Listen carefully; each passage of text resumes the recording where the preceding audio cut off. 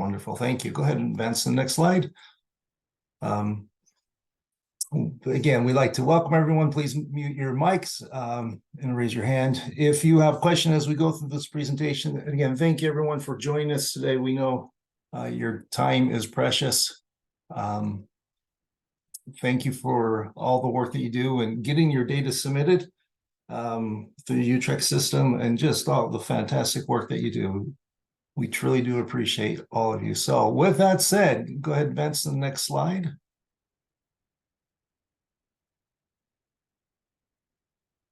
It's kind of going through the agenda. So we have some announcements, some USIMS updates. We're going to talk about the CRDC updates, special education updates, final graduation rate for cohort 2023, December 1, data submission training, and Utrecht's updates. So with that said, turn the time over to Callista Glenn and take it away.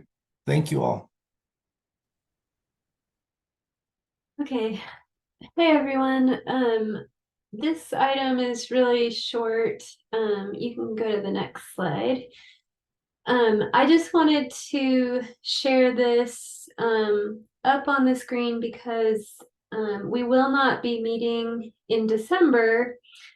And so for 2024, starting in January, this is the meeting schedule. And I'm sharing it because even though it's on those meeting agendas I've been sending out, I had a few dates incorrect on there. So if for some reason you saved a version on your computer from a previous agenda, I just wanted to share these dates, which are correct. Generally, the meetings are on the fourth Thursday of the month, with some exceptions. Our data conference is on a Wednesday, not a Thursday. And then May, we meet earlier because of the year-end training, trying to give LEAs more time before the end of the school year. August, we meet earlier because it's the beginning of the school year and trying to give LEAs more time. September, similar, that's prior to the October 1 upload, so trying to give LEAs more time with an earlier meeting and training. And then finally, the November meeting falls a little earlier because of Thanksgiving. So I will send these out on the next agenda, but just make a note that in case you saved an old version, they were not all correct. So that's all I have. Thank you.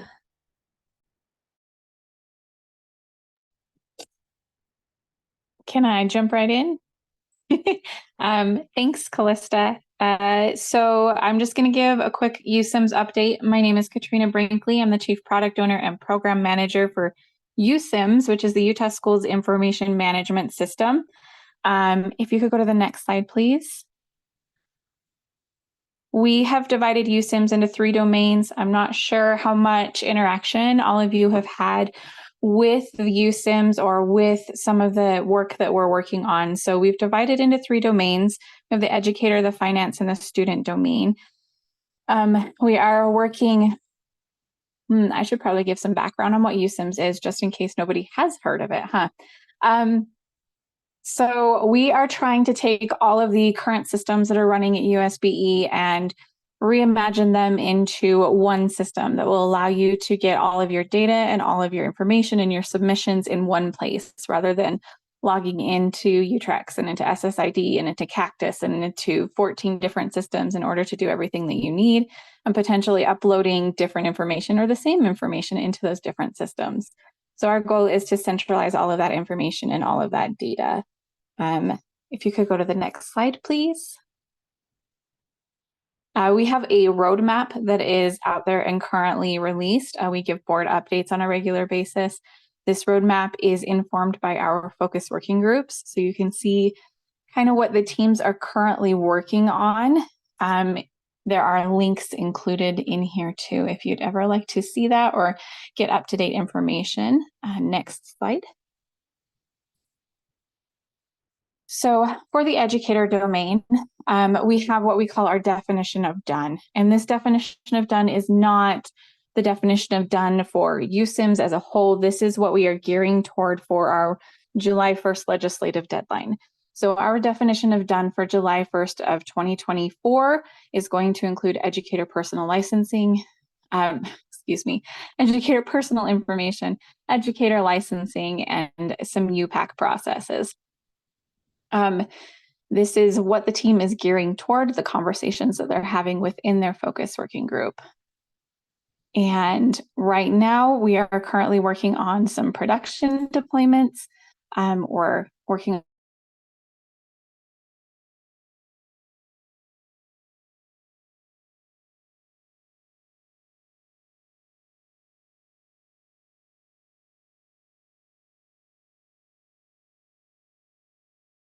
right now, that's going to be just to Cactus, but in the future, you will have all of your background check and all of your educator licensure process within USIMS itself. And I am going to pause right there because that was a lot of information that I just cruised through like 4 slides without asking. Does anyone have any questions before I move on?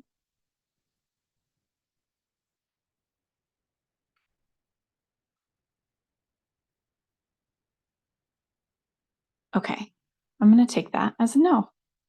All right, so next slide then. That brings us into our student data domain.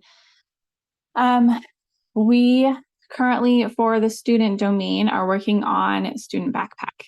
We're working on defining what the student backpack means in USIMS particularly because the backpack has included a lot of things throughout the years. So we're working on defining that and getting things in place. The student backpack, as it stands right now, contains assessment results, assessment growth scores, demographic information, student attendance, course grades in history, teacher data for student courses, and e-transcripts. Some of that may change as we discuss and work with our focus working group. If you have input or thoughts about this, please feel free to contact myself or Mark Waddups, who's the product owner for this domain. We would love to hear your feedback, your input. We'd love to invite you to our focus working groups. Any questions on the student domain or what we're working on for the roadmap? Hey, Katrina, I'm gonna raise my hand on this. Yes, Erin. Just sharing the last time we met, which was, I don't know if it was this week or last week, it blurs. One of the questions came up is the importance of exchanging data on attendance. And sometimes if we don't get feedback from the LEAs, we go with a state slant or a state perspective of what we think you need. So just kind of a shout out, if you have the time to join these meetings or are interested, we could definitely use a few more of you joining in. Last time we just had, I think it was only one LEA participating in that discussion. So this impacts everyone. And we do need a number of you for basically for your feedback, for your thoughts, a sanity check, if you will. So just kind of sharing information back to the group. We do, especially as we're starting to approach, if you will, that testing period between data exchange. We really do need your feedback on how well this is working. Yes, thank you, Erin. That is absolutely critical for us. Thank you, Valerie. If I don't have your email address, I may be reaching out to somebody who does, because we would love to hear from more LEAs. We'd love to ensure that the system that we're building is meeting all of your needs, just as much as it meets our needs at USBE, because our goal is to make things that make your lives easier. So thank you, Erin.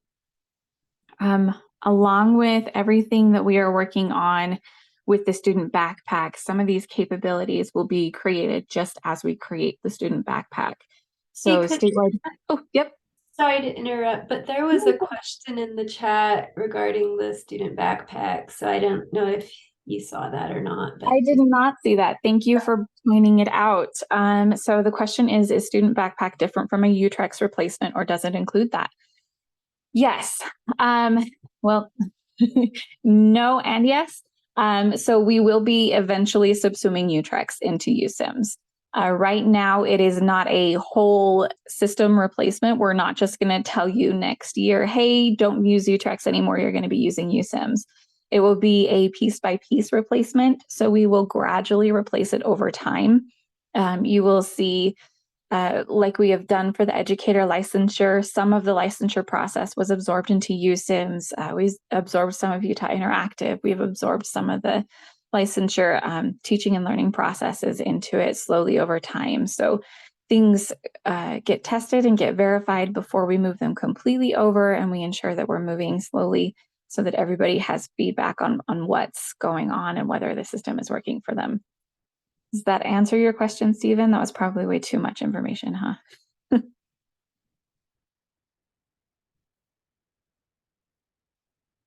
Okay, perfect. All right, in tandem capabilities. So while we work on the student backpack, we will be working on statewide enrollment exchange. Now that allows for student identity and contact directory information to be transmitted and shared among SISs. It also allows for student data access and permissions, again, to share information from SIS to SIS. USIMS will act as kind of a go-between for those systems to allow you to share information like transfer students and IEPs and 501s and all of those things that right now are kind of a struggle to get from one place to another. We have discussed WIDA screeners as well as English language proficiency assessment indicators, accommodations, all those things.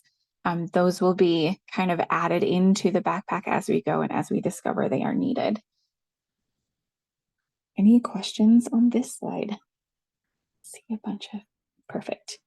Yes, thank you, Callista, for handling that. And next slide, please, Nicole. All right, so the student team is currently working on access and permissions. They're actually working on an API endpoint for those SISs to start that communication.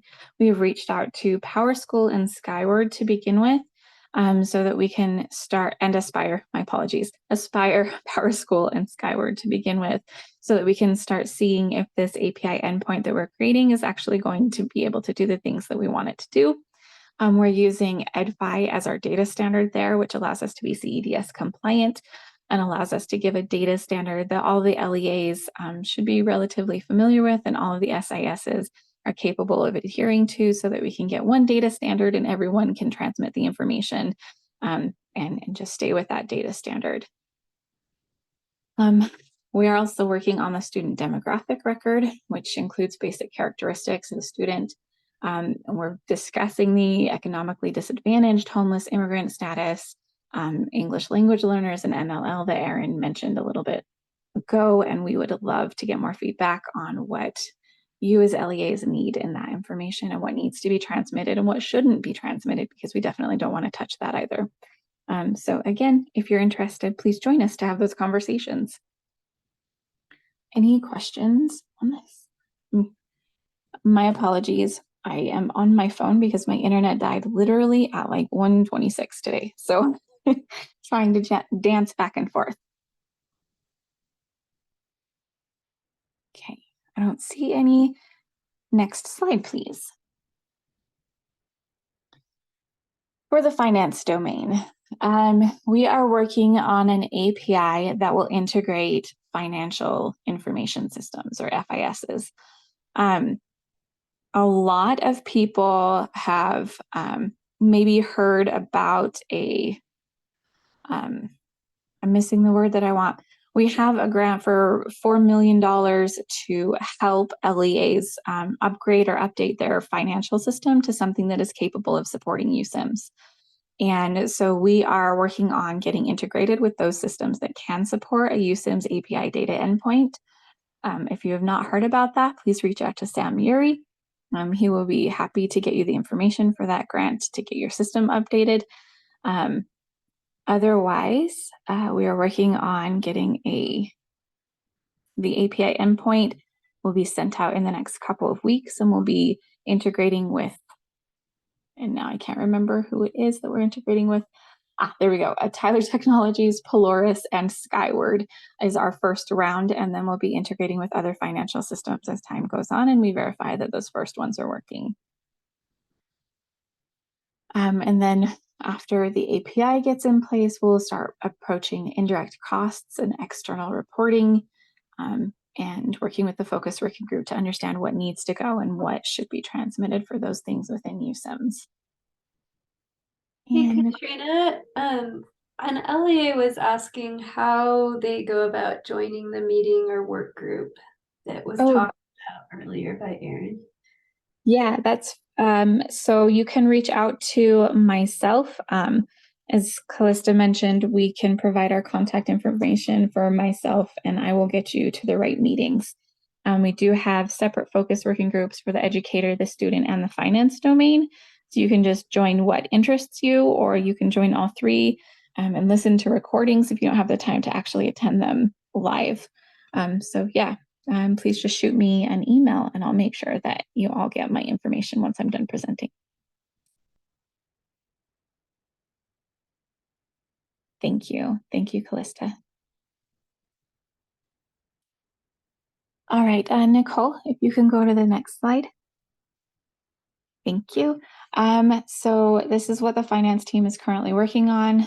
As I said, they're working on connecting their Wave 1 vendors, Skyward, Tyler Tech, and Polaris. Once those are connected, they'll be addressing any feedback and starting to connect to those Wave 2 vendors. This one's pretty straightforward. Their focus working group involves a lot of finance people. They're working on some of the subsumption of UPEFs, but right now really it's just the automation of those manual submissions, and then they'll be working on more and more subsumption of that system. All right, and next screen. Next slide. Thank you. So we have our educator focus working group or sprint review that happens every Tuesday. We have the student focus working group and sprint review that happens every other Monday. And then we have the finance focus working group and sprint review that happens every other Wednesday. We also have functional advisory boards that happen once a quarter right now that give a high level overview of all three domains, kind of this presentation that I just gave with a little bit more in-depth knowledge on what the teams are doing. There'll also be team presentations and conversations with the functional advisory board. And I will drop my email in this chat and make sure that Callista has it to associate to my presentation, to my slides, so that all of you who are curious and want to know more can contact myself and I can get you all the information. That is the last of my slides. Were there any other questions?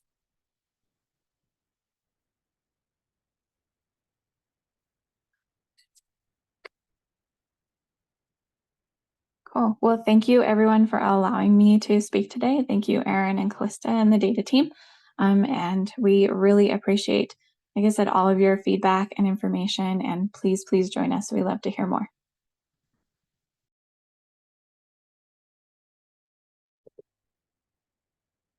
Hey, I'm up next. I'd like to start by echoing what Erin said at the beginning. My job, I touch all of the data that you send in, and I greatly appreciate your hard work. I don't, most of the time, our job is we only hear from other people when something breaks. So when things go well, just know I really appreciate it because it makes my job easier. Next slide.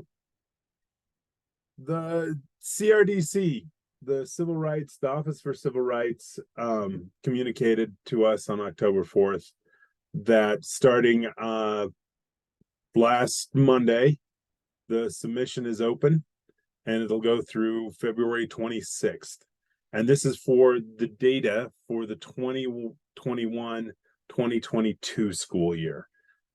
They were a long time in getting to this, and then and they kept kicking the can down the road, and then suddenly it just shows up. So the window is open. It'll close in the end of February. If anybody has any questions, please don't hesitate to give me a call or email me. And I can handle any questions that, or at least find the answer to most questions with the CRDC. Colby, I can tell you've been busy. The the slide says that it opens December 11th. Is that supposed to say November 11th? Oh yes, sorry, November 11th. Sorry. Okay, so it's not open. So it is open. No, sorry. It will open. I'm a month ahead of myself. Yes, you're Okay. right. Yes, which happens. Yes. You're very busy. Yeah, I apologize. EdFacts is my job of reporting data to the feds. Our biggest upload is happening right in the middle. And EdFacts or CRDC, those folks did not communicate with the EdFacts folks. And so they kind of dumped this and all the states are whining about it. So everything's happening at once. So yes, it will open December 11th. Thank you for catching that, Malia. Colby, Thanks for having my back. there's a question in the chat.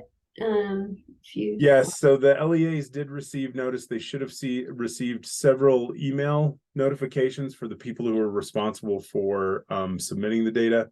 That list has been continuously updated. If you have anybody that's nervous about it, let me know and I can help them. Oh, yeah. Sorry. Sometimes I'm reading chat. Yes, they do to go to junk sometimes. I have to turn it off. I apologize.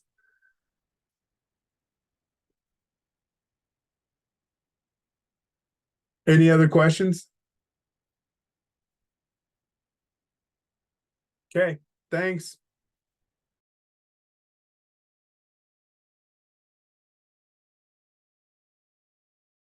Oh, Colby, there was one last question, which I don't know. Yeah, I saw that. I was going to respond in chat, but Oh, okay. Nicole, if you want to post your email, send me an email and I'll get you on the list.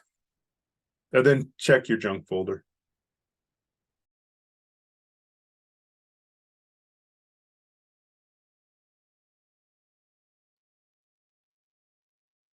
Okay, so I'm gonna go ahead and get started. If anyone has questions about that CRDC, just go ahead and email Colby. So my first update is on some validations. Go to the next slide. Okay, so the S1396 warning, which looks for a lack of attendance days data after we've gotten so far into the school year, used to start triggering after 20 days. And an LEA pointed out in our last meeting that with the new membership rule that allows special ed students to stay in membership for 30 days, even if they've never attended, that this warning would be triggering on those kiddos. So we just went ahead and updated this validation so that it doesn't start triggering until the student has more than 30 days of membership. The whole point of this validation is we just don't want to miss that that there's no attendance data. We had in the past, before we added this validation, we had at least 1 year where at least one LEA at the end of the year had 0 attendance data, and so it looked like all 100% of their students were chronically absent. And so adding a simple warning just alerted and now alerts LEAs so that your attendance data isn't coming through to UTREX. And it really wasn't critical that we use 20 days as the cutoff. We just picked that because that is the number of days that gets used for a few different things. So no big deal to change it to 30. So hope that helps. Next slide, please. Okay, so the Scram exit code M, speaking of the students with the membership exit, so we added this Scram exit code in order for us to be able to do a little bit of analysis on how frequently students are exited from Scram due to the membership rule. But also we thought that this would help LEAs be able to identify those students more easily. You can go into your data set and look for students with the M code to know, okay, these are the students that we are going to be expected to provide vape for if they come back to school. So the M code is, it means it's a membership exit. You use it when the student must be exited from membership due to unexcused absences. You can use that if you're just going by the old 10-day rule, which is after 10 days of consecutive unexcused absences. They can't be in membership anymore, but now with the change in rule this year that was effective in July, if the student has an IEP, you can go a full 30 days before you have to exit them, as long as you're making efforts to locate and engage the student and documenting those efforts. So we have a couple students who've come in with the M exit code already, and looking at those students, there are a few things that kind of didn't match up with expectations of what we would see when that M code gets used. So first of all, we saw some kiddos where the M code was the pre-populated exit code for the student. So their exit date was pre-populated as the last day of the school year with the M code. And that just doesn't seem right. We can't predict the future that a student is going to have unexcused absences and have to be unenrolled due to unexcused absences. So we really don't expect to see the M code for a future exit date. And then we had some kiddos come in with the M code who had 0 as the number of unexcused absences reported. And because the minimum is 10 days when you would have to do the unenroll the student due to the unexcused absences, we would expect the unexcused absences field to show at least 10 days of unexcused absences if that M code is used. So we'll probably be adding some validations to check for these. But just I wanted to give you a heads up so you can clean up your data on this before we add any validations, and I will keep you updated on what happens with validations being added on this. Next slide. Okay, so the G3 high school completion status code, that was supposed to have been deprecated in the 2022 school year. And we've just been having trouble figuring out how to get the validation on this to work correctly. It hasn't been working. There've been a few kids coming in every year with that G3 code, which as is doesn't mean anything because we got rid of that code. It doesn't mean anything. Anyway, so we finally got it fixed. And so if you use the G3 code, now you're going to get a blocking error. Right now there is one student statewide who's getting this error.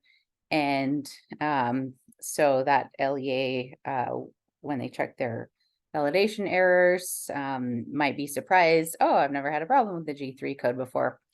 That's why, because we finally got this validation working.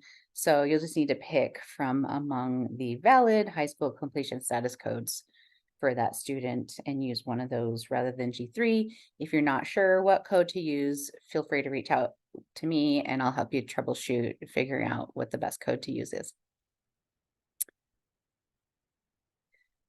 Okay, the next, oh, actually, let me check the chat, see if there's any questions I should be answering. No, these are about CRDC. Okay.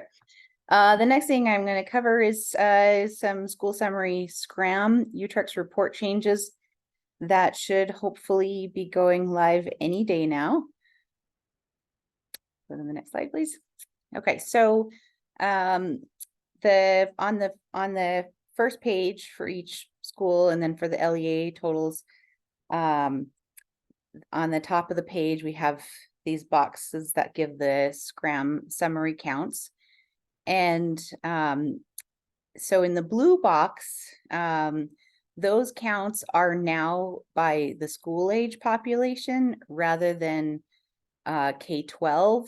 And this matches with how the changes in federal reporting requirements changed for 5-year-olds in kindergarten. We used to strictly report students based on age, 3 through 5, and then 6 through 22. Now it's 3 through 5 in preschool are considered early childhood, and then 5 through 22 in K-12 are considered school age population. And the time codes and the regular percent codes in UTREX are only required for school age population. So it makes sense that the counts in here should only reflect the school age population. So that's been updated now. The orange box, we added some things that weren't in this report before. The preschool counts actually were in here always as part of that, the counts by grade level, but the regular preschool, the Scram preschool was in there, but the regular preschool counts weren't in there. And with not having those codes in there in the past, those counts in there in the past, a few LEAs had some kiddos that were missing from their data, that they didn't have an easy way of identifying it. So this will hopefully help you identify that. And then also, even though December is focused on Scram data, we still need you to look at all students, and we need to make sure that membership is coming in for all students. The Scram data, in order to be included in this report, the school summary Scram, those grade level totals, the time counts, the regular percent counts, there's not a filter looking at membership. So it may seem like all your kids are getting into UTREX as expected, but you wouldn't be able to detect that those students don't have membership. So now that we have this total here in this box with the total K-12 with membership, you can quickly identify, oh, that box says 0. Okay, something's wrong with my membership data getting into UTREX. So that's why we added that. And then this box here in green, that one we updated it. So that one used to do the counts according to just the age 3 to 5, and then the age 6 to 22. And so now that's been updated. So it's based on, are they considered early childhood or are they considered school age? Next slide, please. Okay, and actually this right here just summarizes everything I just told you. So we'll go ahead and move on, but this is in here for you to review anytime you want. And then the other change we made to this report is it previously had the early literacy data in it, but now we added the early numeracy data.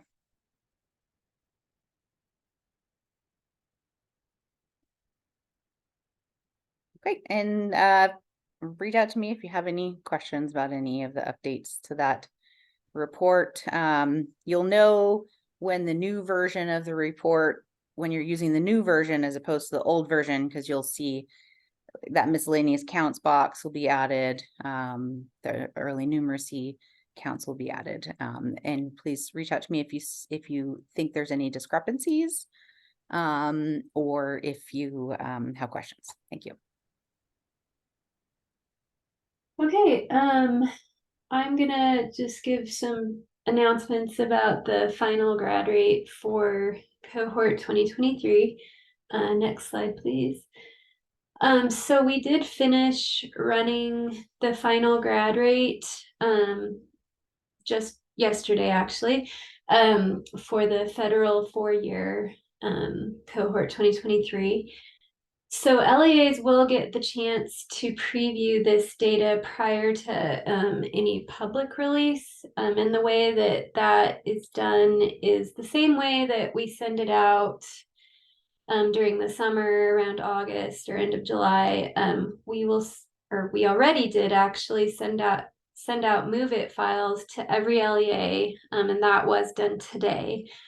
So if you don't have access to that folder, there will be another way to get that data as well. But for those that have access, we put 2 files in the surf folder in Move It. One has the grad rate by LEA and by school, and then the second file has student level data, which shows all the students that were counted to you and their final outcomes.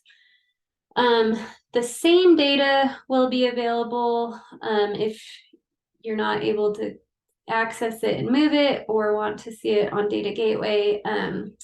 It's the graduation rate preview report, which there's a My Tools drop down when you're logged in. And it's under graduation. Currently, it's still showing the data as of July, so that should be updated soon. And we can announce to you when that does get updated. So currently, it's still showing the preliminary rate and not the final rate.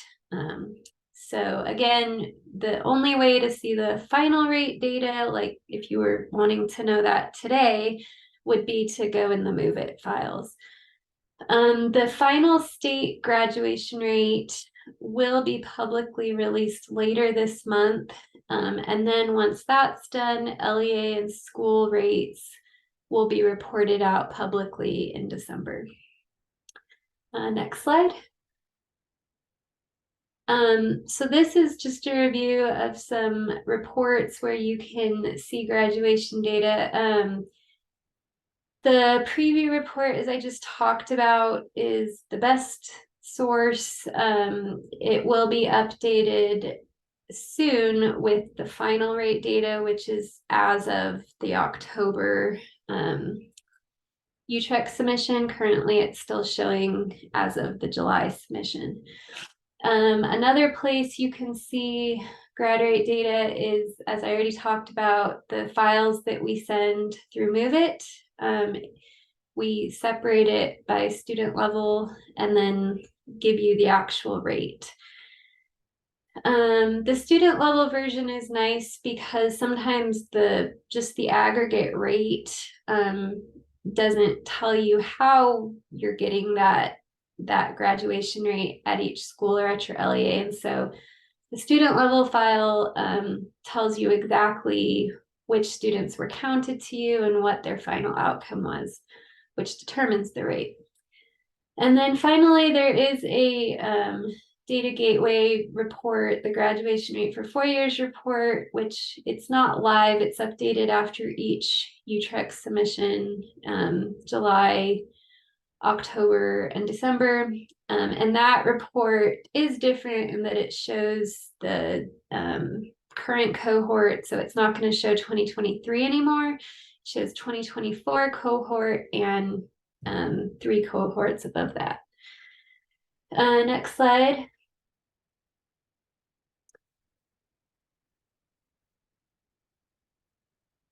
I think we went back one.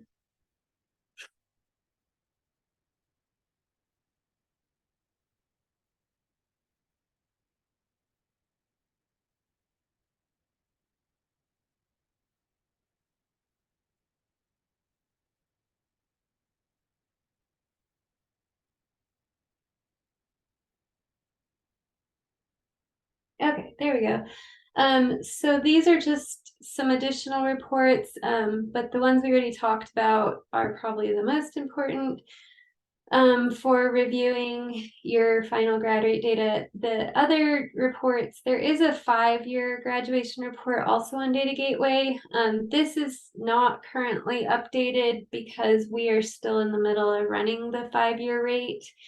But once that is updated, that report would show any students who were retained in school year 2022 and who did a 5th year in 2023. So sometimes that can be confusing because it's called the 5-year rate for 2023, but it's really for students that were in the 2022 cohort. The report, I already said that, is not, the 5-year report is not yet updated. Also, for those wondering, we really don't use the 5-year rate for anything. So you really don't need to worry about that a whole lot. The USBE graduation report is released to the media and used in the superintendent's annual report, which is another report that we do have graduation rate data in. And this report has grad rate data at the state level, but there's also an appendix that shows LEA and school level data for the past 3 years. And then finally, we have a state graduation rate dashboard that anyone can access on Tableau Public. We haven't updated it yet for cohort 2023 because we want to make sure that LEAs review what we've sent out before we release that out on Tableau.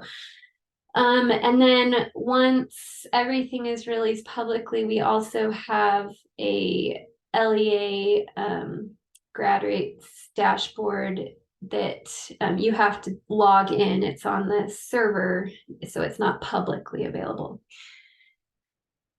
All right. Does anyone have any questions related to the final grad rate for cohort 2023?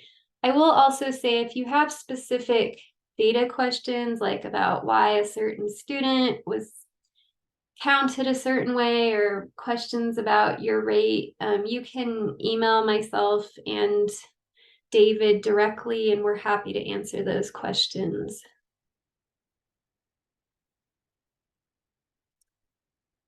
All right, go ahead and go to the next slide.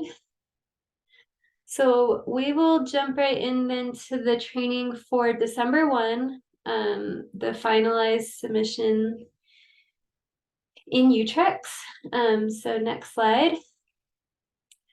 So please be aware, especially as we're entering the holiday season and schools are out, and I'm sure school personnel are taking time off. Please just keep these deadlines in mind. So the December 1 data for all LEAs must be finalized on December 7th, which is a Thursday, by 5 p.m. And then any historical updates that need to be included in your December 1 finalized data would be due by 2 weeks prior, which this year that falls on Thanksgiving. And so we bumped it up a day. It's Friday, November 24th. And again, we don't expect a ton of historical updates in December, but they are always due 2 weeks prior to the finalized submission for a guaranteed completion. All right, next slide. Some announcements for this upcoming December 1 submission. Data and Statistics will start doing the courtesy data reviews on Monday, which is in a few days. You may see a few reviews going out today and tomorrow, but we expect that the majority will be done next week. You can request a review at any time before December 7th. So if you get a review and want a second review, or even beyond a second one, we're happy to do that. You would just need to email us up until December 7th. And then we like to include this announcement specifically for PowerSchool users because we have seen this issue in the past. So please just review and make sure that your regular percent data is coming in correctly. In the past, we've seen that the values were getting flipped between what's in your SAS and what's in UTREX. And that's sometimes hard to identify unless you look at that at your school summary SCRAM report, or on the courtesy data review. We might see that if what's in your SIS for regular %1 is actually coming over into UTREX as regular %3. We want to get that fixed. Unfortunately, there's not anything you can do to fix that. It's something that has to happen in the SIF agent and by USBE IT.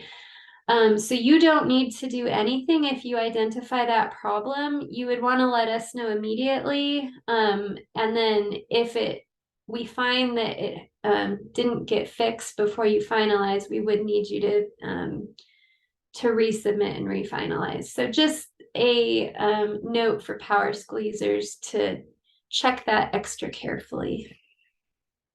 Next slide. The next few slides are specific to this year. So we don't typically review kindergarten type data in December, but because of what happened in October and that this is the first year we're using those kindergarten type codes to fund kindergarten students differently when they're half day versus full day. We are checking this in December to make sure that LEAs are reporting it accurately in UTREX. So as many of you are aware, in the October submission, we found that there were many LEAs who either didn't report the data completely, meaning they had blanks, so students with no code, or the codes just weren't accurate, meaning they might have defaulted everyone to half day when they should have had full day reported or vice versa. So one change that will be happening, and we have announced this, is that the validation on kindergarten type will be fatal by December 1, where in the past it had been fatal or required by year end. And then going forward, it will be required in October, December, and year end. So that is something we will be just reviewing on the data review this year. You can go ahead and go to the next slide. I put it in green because this is a new review item for December, but it's not something that we'll do every December. It's just for this year only. We will be checking what you currently have reported for kindergarten type in UTREX, and then we'll compare that to what was submitted in Qualtrics after the October 1 finalized submission. And we don't expect that they'll match exactly, but we do expect that they should be similar. So that's how we'll be checking that, and we will note it on your data review if we see a problem. Otherwise, if it looks good, we won't mark anything. Next slide. Another item that we will be reviewing this December is the district of residence data. This isn't typically something that we look at in December, but for this year, we are looking at it because we made a change that starting this school year, it was going to be required for all LEAs to submit district of residence, where in the past it was optional for districts and only required for charters. That being said, it's not a fatal error for districts. It's still going to be just a warning for December. However, we want to get you in the habit of starting to review that data and make sure that you get it entered where possible now. That way, when it does turn fatal next year, it will be an easier transition. So for this school year, December and year end, all LEAs, meaning districts and charters, are required to submit the district of residence field, but these validations will be warnings. Next school year, all LEAs, including districts and charters, will be required to submit district of residence, and at that point, the validations will be level 2 fatal errors. All right, next slide. And so for the December courtesy review, it's in green because this is not something we typically include. And it's similar to kindergarten type, a this year only thing for December. But we will be checking if your LEA, even if you're a district, has any warnings on the district of residence field. And that is something that isn't currently triggering because that work is still being completed by the UTREX team. So please review that data, especially districts. All right, next slide. Another new item for this school year and that will be for going forward, so it's not a this year only thing, is we're adding immigrant counts to the December courtesy data review. This is because the Title III specialist who does the English learner, immigrant, and refugee programs is using the December 1 data, specifically immigrant counts, for reporting and funding purposes. So it's not a new field, it's something that's always been in UTREX, but we're just going to start reviewing it closer and make sure that LEAs are reporting it accurately. Next slide. So this one is in green because this is new this year. The way we will review it will be similar to other counts where we'll look at what you reported last year. And then we will compare that. If we see large changes in what you're reporting, we'll flag that. Or if you have a 0 count reported and there was, you had an immigrant count last year or vice versa, we'll flag that. We especially expect to see a count in bigger districts. All right, next slide. Okay, and that's all for my part. I will turn the time over to Riley. Now these are the items that are not new that we have always reviewed for December 1. Thank you. So we look at totals. So we're looking at pre-kindergarten and K through 12 special ed totals, and this is for funding. And we primarily look for large changes in totals. And so to be included, or the criteria to be included in the totals include that any student needs to have their fatal errors cleared. The student must have an active SCRAM record on December 1, which means they have a SCRAM entry date on or before December 1st, and a SCRAM exit date is blank, or the SCRAM exit date is after December 1st. The student also has to be between the ages of 3 and 22. And to determine their age, the birth date and SSID is used. So if you're wondering why there's a student that should be included, but they're not, you might want to check to see that the birth dates in the SIS system and SSID system match. Additionally, environment P is included or is excluded. And if a student has a school's record equals to no, then they are also excluded. And then we also look at time, regular percent, and environment codes, which are used in OSEP indicator measures. And we look for large changes or anything unexpected with how these codes are reported. So for example, we usually see a majority of time A for elementary, more equal distribution between time A and B in middle school, and higher counts of time C or self-contained in high school. And if we put this in your review letter, it doesn't necessarily mean that it's wrong, but we just want you to review it and make sure that these data are entered correctly. We also review the 1% flag. So students who are reported as 1%, which is used for test rostering, projecting alternate assessment rates, and monitoring. And we look for large changes or anything unexpected with how the status is being reported. A few things to note is that disability types that should not be reported as 1% are BD and SL. And starting this school year, the combination of BD or SL and 1% will trigger a fatal error. And this could be a data entry error, so please fix that if it is a data entry error. And if it's what the IEP determines, then they'll need to meet again to update the determination.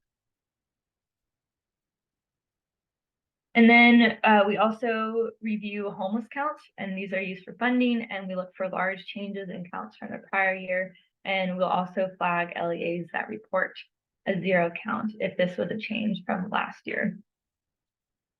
And is that fatal error live right now? I don't recall. I can check to see if the ticket went through. Does anyone remember? Or no? It is. Okay, great, thank you. That's it for me. I'll hand it off to Stephanie. Okay, thank you, Riley. So the other things that we'll look at December 1 submission is Acadian's test data. So we're gonna look the BOY rating, intervention, and the rating on grade level status data. If you don't feel that at all, or if there are some if there are few records field, we're gonna remind you to enter those right now, because that'll turn on a fatal error by the end of the year. It's not going to impact you at this specific moment for the funding on December 1st, but it will by the end of the year. Some of the things that you may know, if you don't fill it out by the end of the year, if a student don't have a Canadian's rating test record, we need to know why. This is also where you report alternate assessment status. If there's no test record and no status, the student is treated as untested in participation rate calculation. You can use the school summary cumulative report to see aggregate counts. You also can use the examine data file or the rating on grade level for UGG report to review student level data. So if you don't have them in by the end of the year, that will turn a fatal error. Next slide, please. Okay, so for the BOY math, we're gonna look at the same thing as a rating. So like we're gonna look at the early numeracy status data and look at the early numeracy intervention. We're gonna remind you if you don't submit any data on them for the December 1st. I think the rest would be the same. Okay, next slide, please. There are some fields that we're looking at on the December 1st data review. One is reading grade level. So for grade 1 to 3, if the student doesn't have a BOY test result in the Acadian's vendor return file, one of the rating grade level codes must be reported to explain the lack of a vendor test result for the BOY test session. And for the rating intervention, the definition indicates whether the student was given a rating intervention in the LEA at any time during the school year. All LEAs must report rating grade level, BOY, MOY, and EOY, and the rating intervention by April 15 or the first school day thereafter. The early numeracy status and the early numeracy intervention have the similar definition as the rating ones. Next slide, please. Okay, here are some sources that you probably want to take a look before you submit your data. If you have some questions, you can find the December guidelines specification for school year 2024, or you can also check the quick guide. If you have any questions about the UTRACs, you can find the UTRACs help through this email. And if you have any data related problem, you can contact data and the stats through this email. So I think that'll be all for the BOY for the UTRACs Acadian's data. Next, please. I'll let Cliff take it over from now. Thank you. Okay, I'll actually just go over these slides because Cliff is at a conference. He just had some slides to be transparent to LEAs on what changes in UTREX with validations and other work that his team is working on to expect to be completed by December 1, and then what other things may or may not get completed by December 1. Some of them we've talked a little bit about. You can go to the next slide. So as I mentioned earlier, the specific validation on kindergarten type is S1.347. This was previously required by year end, but going forward, this will be required in October and December as well. So starting this December 1, this field is required, and if it's left blank, it will be a fatal error.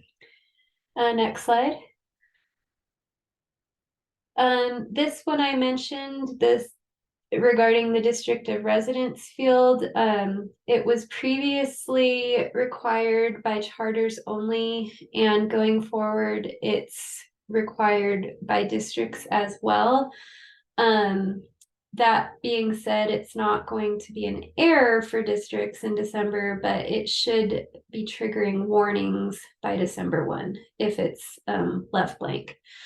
Next slide. This is just the level 2 validation on district of residence. It is extending also to districts now. It will be a warning, and this one is actually validating whether the student's address is within the boundaries of the district of residence that's being reported. Next slide. This one we haven't talked about yet. We had gotten some feedback from LEAs on this validation. It is a warning. It's on the course membership record AM.917. We did decide to go ahead and remove it. It previously was triggering if you had elementary students that had multiple course records. There's a few other scenarios that might trigger, but we are going to go ahead and remove that, and the goal is for that to be done by December 1. Next slide. This one is some work related to the YIC record. For custody type, the value, a new value that will be added is DHHS, which is Other Division of Human and Health Services custody type. So it's just an additional code for custody type, and that should be in place by the December 1 submission. Next slide. This is also YIC work. The DJJS facilities, similarly, some changes to the valid values. I won't read all of these, but there will be some facility codes being removed and then some being added as new codes. And that should be in place by December 1. These are the things the UTREX team is working on and hopes to get done, but they may not get done for when the December 1 data is finalized. So the residential treatment centers, there's a new field on the YIC record. The new exit code, IB, which we've been announcing, most likely will not be done in December. A new validation on the I2 record for the primary infraction type. A new validation for SSIDs collected that were merged away. And then this is not related to validations, but there's work. I know we get a lot of feedback both internally and externally about data gateway timing out when you're logged in, and sometimes that can be really annoying. So I know that they're looking for a solution for that. And I believe that's everything. Yep. So if anyone has any specific questions related to those UTREX updates, you can contact Cliff or reach out to Data and Statistics. Is there any questions from anyone related to or unrelated to anything we've talked about?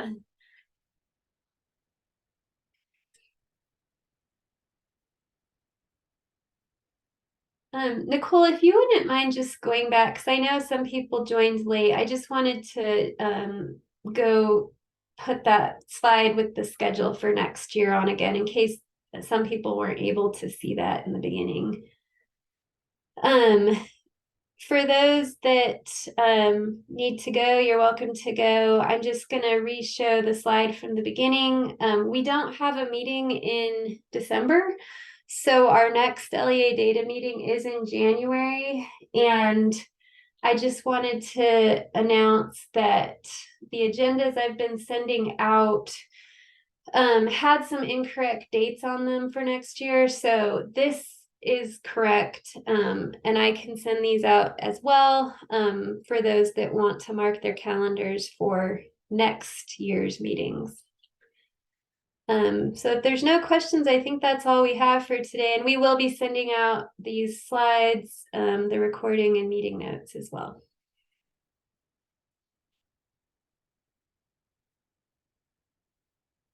And thank you everyone for joining, and please reach out if you have any questions.